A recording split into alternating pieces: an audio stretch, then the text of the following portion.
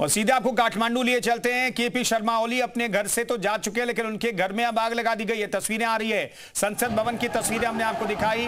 काठमांडू में संसद भवन जो है आग के हवाले कर दिया गया, वहां पर आगजनी की गई। और अब केपी शर्मा ओली जो नेपाल के प्रधानमंत्री थे, जिन्होंने अपना इस्तीफा दे दिया है, अब उनके घर पर भी तोड़फोड़ की गई, आगजनी की गई है। ये तस्वीरें बताती हैं कि नेपाल में हालात किस कदर बदतर हो गए। जेएनसी ने यहां पर विरोध प्रदर्शन का मोर्चा संभाला और युवाओं ने कुछ ऐसा प्रदर्शन किया कि पूरी सरकार हिल गई। केपी शर्मा ओली को इस्तीफा देना पड़ा और अब उनके घर पर भी प्रदर्शनकारियों का ही कब्जा है। हर तरफ लपटें उठती हुई दिखाई दे रही हैं, धुएं का गुबार उठता हुआ दिखाई दे रहा है। दरअसल पिछले गुरुवार को सोशल मीडिया साइट्स पर पाबंदी लगाने के बाद जेएनसी सड़कों पर उतरे। कल हिंसक प्रदर्शन हुआ। कल 19 प्रदर्शनकारियों पर गोलियां चलाने के बाद 19 प्रदर्शनकारियों की मौत हुई और इसके बाद ये गुस्सा आज इतना भड़का कि तमाम मंत्रियों ने इस्तीफा दिया। और उसके बाद आज प्रधानमंत्री ने भी कुछ देर पहले अपना इस्तीफा राष्ट्रपति को सौंपा है और वो अपने आवास से जा चुके हैं। चॉपर के जरिए उन्हें यहां से सुरक्षित जगहों पर ले जाया गया, फिलहाल ये जानकारी है। लेकिन अब प्रधानमंत्री जो रहे अभी तक नेपाल के केपी शर्मा ओली, उनके घर पर प्रदर्शन का दौर जारी है और यहां पर प्रदर्शनकारियों का कब्जा है। वहां पर आगजनी की गई है, तमाम फर्नीचर तोड़े गए, आग लगा दी गई है और वहां पर प्रदर्शन का दौर लगातार जारी है। हर तरफ से धुएं का गुबार उठता हुआ दिखाई दे रहा है। सुरक्षा कर्मियों के लिए जो यहां पर जगह बनाई गई है, वहां पर भी तोड़फोड़ की गई। आप इन तस्वीरों में देख सकते हैं। अब पूरे तरीके से यहां पर प्रदर्शनकारियों का कब्जा है और यहां पर जो सुरक्षा कर्मी तैनात किए गए थे, वो यहां पर मूक दर्शक बनकर के सब कुछ देखने को मजबूर हैं, क्योंकि उन्हें आदेश देने वाला कोई नहीं है ऐसा लगता है। और वो भी प्रदर्शनकारियों से घिरे हुए दिखाई दे रहे हैं। सुरक्षा कर्मियों की संख्या यहां पर बेहद कम है, प्रदर्शनकारियों की संख्या ज्यादा है, इसलिए वो कुछ अभी कर नहीं सकते हैं। आप देखिए, हेलमेट पहने जो तमाम सुरक्षा कर्मी हैं, चाहे वो सेना के जवान हो या फिर स्थानीय पुलिस के जवान हो, वो कुछ भी करने की स्थिति में फिलहाल इसलिए नहीं है क्योंकि प्रदर्शनकारियों की संख्या बेहद ज्यादा है। यहां पर आप तस्वीरों में देखिए, प्रदर्शन को लीड करें तमाम युवा जो हैं, वो प्रदर्शन को लीड करें। हालांकि कोई नेता इस प्रदर्शन का नहीं है, स्वतः ये प्रदर्शन जो है आगे बढ़ता हुआ दिखाई दे रहा है। और इतना आगे बढ़ा ये प्रदर्शन, ये विरोध प्रदर्शन की सरकार ही पूरी तरीके से हिल गई और प्रधानमंत्री तक को इस्तीफा देना पड़ा है। तमाम मंत्रियों ने इस्तीफा दिया और अब सरकार को भी यहां से प्रधानमंत्री को भी इस्तीफा देना पड़ गया है। और संसद भवन की तस्वीरें देखिए, वहां के प्रधानमंत्री आवास की तस्वीरें हमने आपको दिखाई। लेकिन ऐसा नहीं है कि सिर्फ प्रधानमंत्री आवास, बल्कि उनके कैबिनेट के जो तमाम सहयोगी थे, उनके घरों पर आगजनी की गई।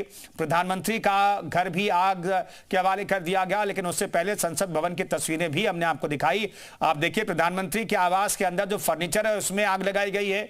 हर तरफ लपटें उठती हुई दिखाई दे रही हैं और यहां पर जो सुरक्षा कर्मी तैनात किए गए थे, वो सब कुछ मूक दर्शक बनकर के सिर्फ देखने को मजबूर हैं, क्योंकि प्रदर्शन वहां पर इतना हिंसक है कि अगर वो कुछ करते हैं तो फिर हालात और भी खराब हो सकते हैं।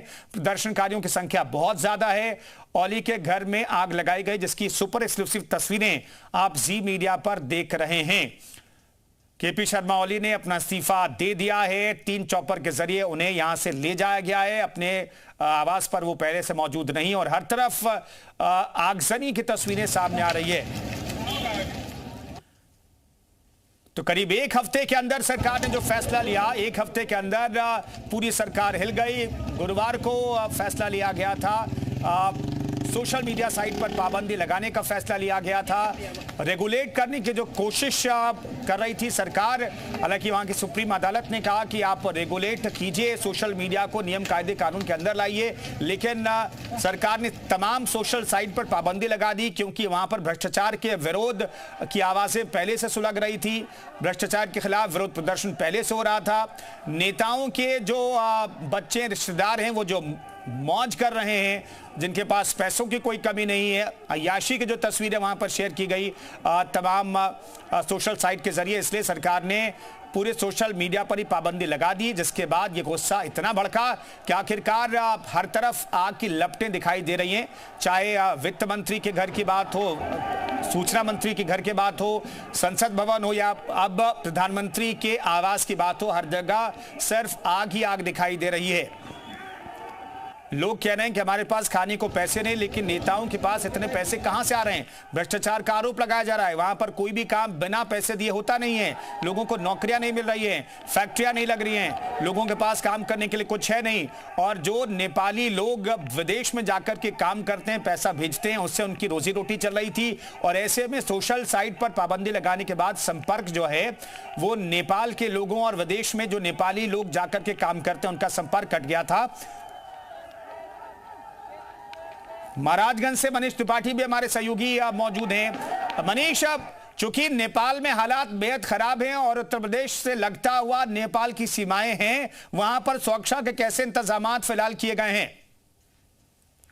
ये आपको बता दें कि नेपाल में जो बवाल के बीच में अभी जो सूचना मिली है कि प्रधानमंत्री केपी ओली ने अपना पद से इस्तीफा दे दिया है, उसके बाद से भारत नेपाल सीमा पर जो सुरक्षा एजेंसियां पूरी तरह से अलर्ट हो चुकी हैं। आपको बता कि कल से ही जो महाराजगंज जनपद के भारत नेपाल की सीमा है उस पर सुरक्षा एजेंसियां पूरी तरह से अलर्ट है। एसएसबी और तमाम सुरक्षा एजेंसियां जो नेपाल के पल पल के हालात है उस पर हमेशा नजर बनाए रखी हुई है। और जिस तरह से केपी ओली ने अपने पद से इस्तीफा दे दिया, उसके बाद से ही यहाँ पर सुरक्षा एजेंसियां पूरी तरह से मुस्तैद हो चुकी है। और नेपाल से जो अभी मालवाहक ट्रकें हैं जो भारत से जाती हैं उन पे पूरी तरीके से रोक लगा दी गई है नेपाल के सेना के जवानों ने। और वहाँ के सीडीओ ने यहाँ के अधिकारियों से बात की है और जो भारतीय टूरिस्ट हैं उनको पूरी तरह से मना कर दिया गया है कि नेपाल में मत जाए, क्योंकि नेपाल के हालात काफी खराब है। इसको देखते हुए जो पुलिस और एसएसबी के जवान हैं वो भारतीय पर्यटकों को नेपाल जाने से रोक रहे हैं। और जिस तरह से नेपाल के हालात हैं कहीं ना कहीं वो काफी चिंताजनक है, जिसको देखते हुए जो भारतीय पुलिस और प्रशासन और एसएसबी और सुरक्षा कर्मी हैं वो इस पर नजर बनाए रखे हुए हैं और पूरी तरह से मुस्तैद दिख रहे हैं बॉर्डर पर। भारत के या फिर उत्तर प्रदेश के लोग भी नेपाल में होते हैं, आमतौर पर वो कारोबार के लिए जाते हैं, वो वापस आ सके उनके लिए क्या इंतजाम कुछ किए? हालांकि अभी तक ये प्रदर्शन जो है सिर्फ सरकार के खिलाफ है, एस्टेब्लिशमेंट के खिलाफ है, लोगों के खिलाफ नहीं है, लेकिन जो लोग वहां से वापस आना चाहते हैं उनके लिए क्या इंतजाम कुछ किया जा रहा है?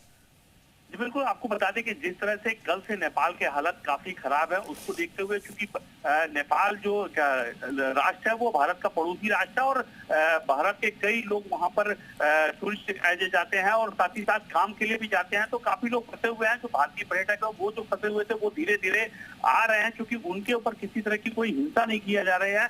जो प्रदर्शनकारी है उनके ऊपर, पर्यटकों के ऊपर किसी तरह की कोई हिंसा नहीं कर रहे हैं, तो आ रहे हैं। लेकिन फिर भी अभी भी भारत सरकार को इस पर ध्यान देने की जरूरत है। जो भारतीय पर्यटक और जो भारतीय व्यापारी वहां फंसे हुए हैं उनको सुरक्षित भारत वापस लाया जाए, इसको लेकर भी यहाँ के अधिकारी और नेपाल के अधिकारियों के बीच वार्ता चल रही है। जी बिल्कुल, बने आगे भी आपसे बातचीत जारी रखेंगे। फिलहाल ये 3 तस्वीरें देखिए, गली में दौड़ा दौड़ा कर पीटा गया है, कुछ मंत्रियों की पिटाई की गई है, कुछ अधिकारियों की पिटाई की गई है। नेपाल में विद्रोह के बाद प्रधानमंत्री की कुर्सी चली गई और प्रधानमंत्री केपी शर्मा ओली के घर की तस्वीरें भी हम आपको दिखा रहे हैं। यहाँ पर नेपाली कांग्रेस और कम्युनिस्ट पार्टी की सरकार चल रही थी, लेकिन अब ये सरकार पूरी तरह से गिर चुकी है क्योंकि प्रधानमंत्री ने इस्तीफा दे दिया। लेकिन अब आगे क्या होगा नेपाल में, ये अपने आप में बड़ा सवाल है। क्या केपी शर्मा ओली वहां से भाग गए नेपाल से, ये अपने आप में महत्वपूर्ण सवाल है। लेकिन इन सब के बीच ओली के घर को फूंकने की तस्वीरें आपको दिखा रहे हैं। खबर यह है कि वहां पर सुप्रीम कोर्ट में भी आग लगाई गई है। तो जो भी स्टैब्लिशमेंट नेपाल में है उस पर जेनजी का गुस्सा फूट पड़ा है और हर तरफ आग की लपटें दिखाई दे रही हैं।